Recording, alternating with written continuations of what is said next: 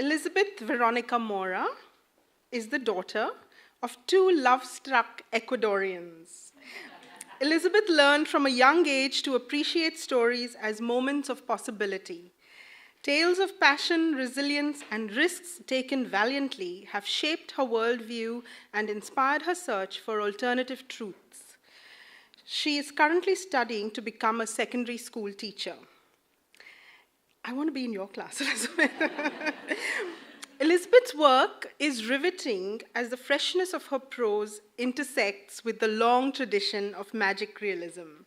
Her work sits at the intersection of history and fiction, engaging in political critique through symbolism, parody, and hyperbole, the use of different registers in dialogue, and a playfulness with scale at the level of character motivation as well as at the level of theme.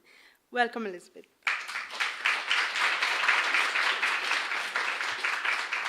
Thank you, Rowena, for those words.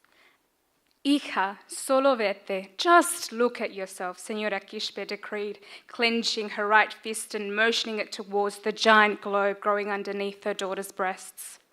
¿Cómo va a ser? How can it be, Señora Quispe pleaded, que mi única hija, my only daughter, basta, mamá, basta, enough!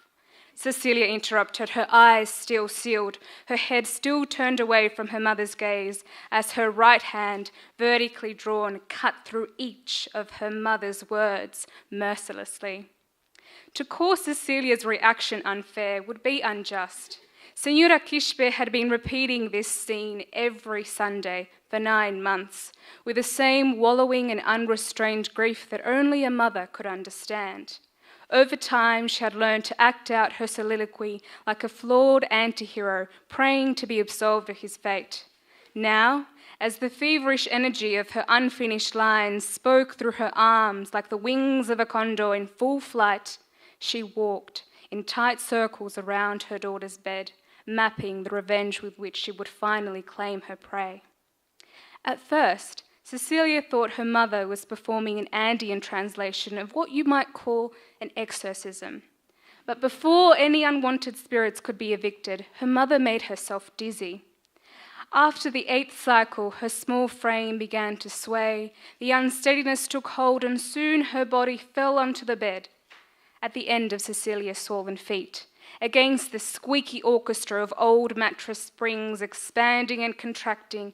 An unbroken stream of tears erupted from within her as if on cue. The push and pull of repressed sorrow heard in the rise of faint whispers through an air heavy enough to suppress their release, decorated her fragility with a poetic sentimentality. Sensing her mother's surrender, Cecilia opened her eyes and let the blue swirl cascade over her cheeks. She leaned forward and cupped the amnesty on her mother's face. The fact that today could have been like any other Sunday suddenly dawned on Señora Quispe. Gracias a Dios.